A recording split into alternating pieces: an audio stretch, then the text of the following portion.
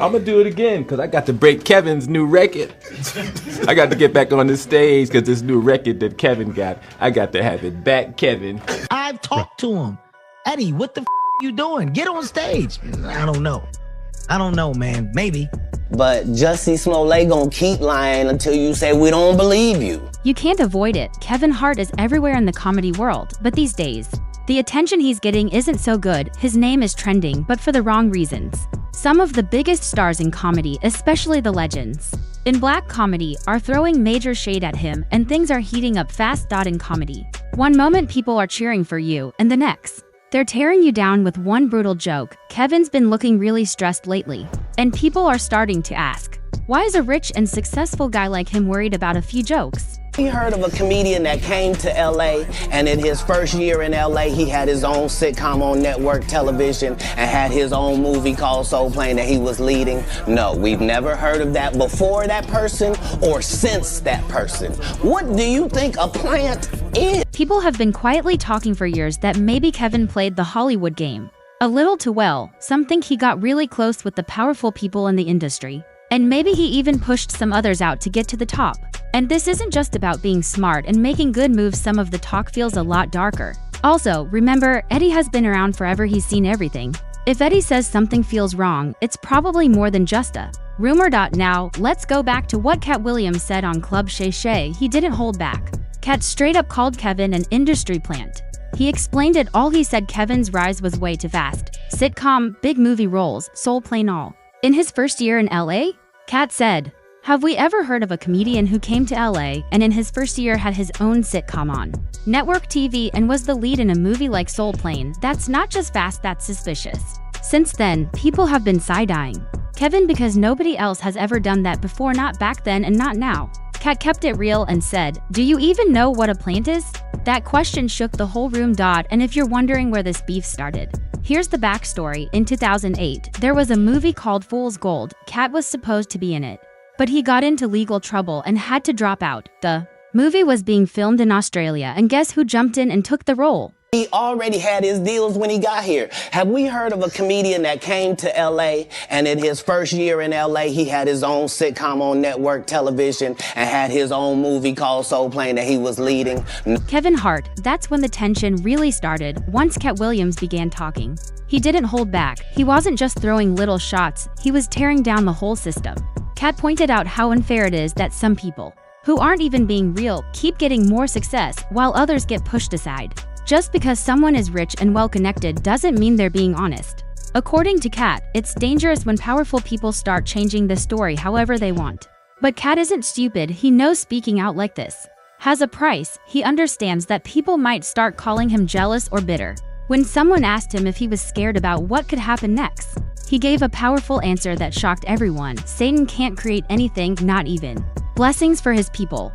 Then he said, the number one job of people who sold their souls in Hollywood is to pretend it never happened. And this whole idea about Kevin being an industry plant, that's not new. People in Hollywood have been talking about that for years. There's even a crazy rumor that some stars are forced to wear dresses on camera, almost like a secret test they have to pass before they can become super famous. And it's not just Katt Williams saying this. Dave Chappelle has spoken about this too. When more than one comedy legend starts pointing out the same shady stuff, you know people are going to start paying attention. Back in 2006, Dave Chappelle went on Oprah and told the truth. He explained why he walked away from that huge $50 million deal with Comedy Central. And no, it wasn't just about money, it was much deeper than that. You know what? I was actually one of those comedians that said, no, I wouldn't wear a dress. There's no way. Dave Chappelle and I said that they tried to make him wear a dress. You have to have boundaries. You have to have limits that you refuse to cross. I know what they are. You gotta know that you're a brand. You need to protect your brand at all times. And then when proposed with the opportunity of what I felt was funny, nobody made Martin put on a dress and nobody made Tyler Perry. It was a choice that Dave made it very clear, when the money gets that big, there's always something you have to give up. Dave has been working in the entertainment business since he was 14, so he knows how it all works. He talked about how stars like Mariah Carey signed huge deals and then were suddenly called crazy. He also mentioned how Martin Lawrence went from being a big TV star to running around the streets with a gun, yelling that people were after him. According to Dave, these things don't just happen by accident, there's a pattern. When Oprah asked him about it, Dave didn't hold back. He said these things always seem to happen when someone is about to reach a higher level of success. That's when the pressure really hits. Dave explained that producers started asking him to do comedy skits where people would laugh at him. Not with him, like they were trying to embarrass him just to get paid. But that wasn't even the craziest part. Dave told a story about making a movie with Martin Lawrence. One day he walked into his trailer and found a dress waiting for him. At first, he thought it was a mistake, but no, it was for a scene where Martin's character would break him out of jail by dressing him up as a woman. Dave said, "No, I'm not doing that." It came out of nowhere. They had never even talked about this scene before. But suddenly the writers, producers, and even the director were all pushing him to do it, acting like it would be super funny. Kevin Hart broke your stand-up box office record. What record did he break? He said he broke some record of your box office sales and for stand-up. I don't know. What did he break? Dave stood his ground. He told them straight up he doesn't need to wear a dress to be funny. Then, right there, they quickly made up a new scene. That's when Dave realized this wasn't really about being funny, it was about control. Dave said he never had a problem with wearing a dress itself. His issue was with how Hollywood kept pushing black comedians to wear dresses just to stay popular or move up in their careers. That one moment really opened Dave's eyes. Being told to put on a dress changed everything for him. He started seeing the bigger picture, and once he saw it, he couldn't ignore it. And it wasn't just happening to him. Look at the list: Martin Lawrence in Big Mama's House, Eddie Murphy playing different dress-up roles. In The Nutty Professor, Jamie Foxx playing the loud Wanda character on In Living Color, the Wayans brothers fully dressed up in white chicks, the flop movie Ju-On a Man, same idea. And of course, Tyler Perry built a whole empire with his Medea character wearing dresses. But things got interesting when Kevin Hart started getting famous. He always talked about self-respect and knowing his worth. He made it clear that he had limits and wouldn't sell out just to get cheap laughs.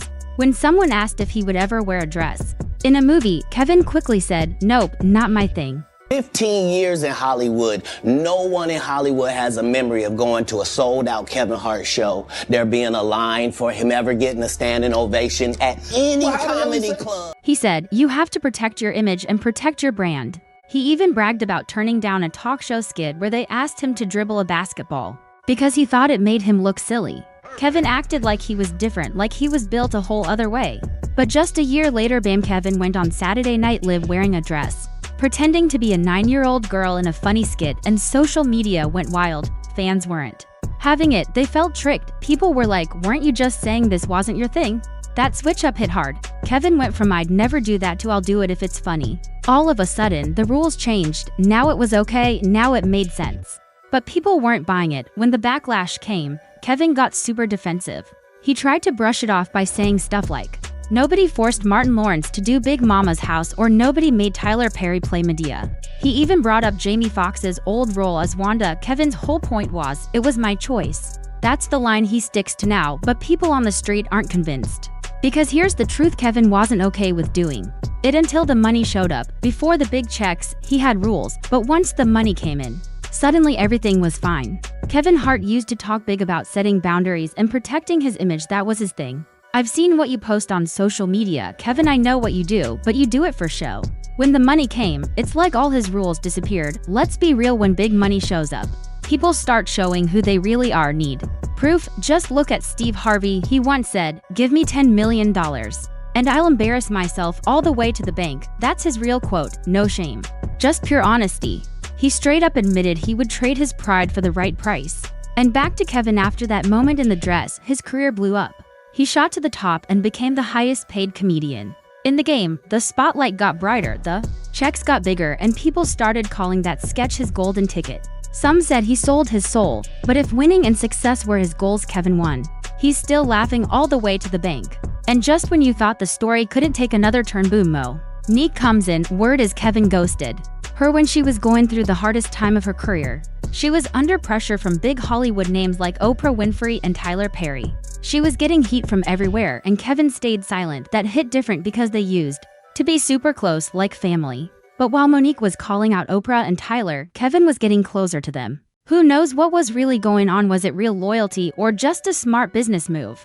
Fast forward to 2021, Kevin invited Monique onto his Comedy Gold Minds podcast, and they had a deep talk. Monique opened up about her career struggles, Being blackballed and dealing with shady people in Hollywood, Kevin supported her. He said she felt like family, a mom, a sister, and an aunt all in one. And Kevin didn't just talk, he took action. He admitted he didn't know Oprah like that. But he said he would reach out to Tyler Perry, and he actually did. After the conversation, Kevin came back with updates. Tyler was ready to move on and put the drama behind them. But was it real peace or just for the cameras? Kevin made himself look like the peacemaker, telling Monique it was time to let the past go and focus on the future. He told her, "We've got bigger things to do, Mo." It sounded like a fresh start. And he didn't stop there. In an interview with Shannon Sharp, Monique said Kevin went even further. He offered to support any project she wanted to do. He said he would even help produce it himself. According to Monique, Kevin told her, "Forget the past, let's move forward. Whatever you want to do, I got you." I was actually one of those comedians that said, "No, I wouldn't wear a dress. There's no way I would wear a dress." And then when proposed with the opportunity of what I felt was funny, I thought, "Oh, that's funny, I'm gonna do it." It's all about choice. You know, nobody makes you do anything. Nobody says this is what you got to do. This is the only way to. Kevin Hart didn't just talk, he actually helped. He gave Monique a big loan, and to her credit, she paid him back with interest. Solid. But then things got messy. Kevin promised to help her bring her talk show back. Monique was excited. Having Kevin Hart's name on it would open big doors. She told her production team, Endel, and they were pumped. Everything was about to happen, but out of nowhere, just 2 weeks later, Endel told her some bad news. Kevin's manager, Dave Becky, called and said Kevin was backing out. Just like that, everything fell apart. Monique was confused. She called Kevin looking for answers, and all he said was, "Don't worry, we'll talk Tuesday." Well, guess what? 2 years passed, no Tuesday, no call, no show, just silence. Fans started putting the pieces together. Some said it looked like fake love. The signs kept stacking up. Remember when Kevin said he didn't really know Oprah, but then it came out that after his 2019 car accident, Oprah actually sent him flowers on The Ellen Show. Kevin talked about his crash, his surgery, and how Oprah sent him this huge bouquet big enough to turn his house into a jungle. He joked that the flowers were so big, his family had to eat on the floor because the flowers took over the dining table. Years later, those flowers were still alive. But here's the catch: Kevin later claimed he didn't really know Oprah like that. People weren't buying it. Something didn't add up. Then the whispers started. Some people said Kevin had sold out, that he gave in to Hollywood's powerful people like Oprah and Tyler Perry. Helping Monique might have put that at risk. Maybe that's why Kevin stayed quiet, to protect his spot in Hollywood. To really get this Monique versus Hollywood story, you have to go back to 2009. Monique starred in Precious, which Oprah and Tyler Perry produced. She was amazing in it, but behind the scenes, the drama was building. They expected her to travel the world, promoting the movie for free, even though she was only paid $50,000 for the entire film. When they asked her to go on press tours, she said, "That's not in my contract." They offered luxury hotels, but Monique wasn't impressed. She told them, "I've got a comedy tour, a talk show, and a family to take care of." She felt she had done her part. But then came the call. What will it take to get Monique to France? Her husband asked, "Is there a payment for that?" Their answer, "We don't pay for promotion." For Monique, it was never about the money. She did the movie as a favor to a friend, but she stood her ground. Like she said, "We don't work for free." When she refused to pay out of her own pocket to travel, Hollywood flipped on her. They called her difficult and demanding just for having boundaries. While Monique was being painted as a diva, Kevin was dealing with his own drama. Rumors were flying that he had cheated on his ex-wife, Torrey Hart, with multiple women, including his now wife Eniko. Torrey filed for divorce in 2011. It wasn't just one mistake. Word was, Kevin had been cheating a lot. Torrey later shared that she thought they were building a power couple, but instead, she got betrayal. What made it worse? Watching Kevin blow up billboards, movies, red carpets, while she was left picking up the pieces. And Torrey wasn't just sitting at home, she was writing jokes for Kevin's stand-up, helping with his movie scripts. But did she get credit? Never. People say Kevin used her work to build his career and then spent the money on other women. The worst part, Kevin even made cheating jokes in his stand-up shows. Imagine helping someone build their success, and then you become the punchline. But here's the twist: Torrey linked up with Kevin's longtime rival, Katt Williams. She's now touring with Katt on his Dark Matter tour, not just as a guest, but as part of the team. She even posted about it on Instagram, calling Katt a good friend. And the post wasn't the only thing. She added a clip from Katt's Club Shay Shay interview, the one where he went off on Kevin and others. When Kevin Was asked about all this in an interview, he tried to act like it didn't bother him, giving the usual mature answer. But his body language said it all. Tight smile, off energy, he wasn't feeling it. Bottom line, Kevin might act like he's over it, but these stories are sticking, fans are watching.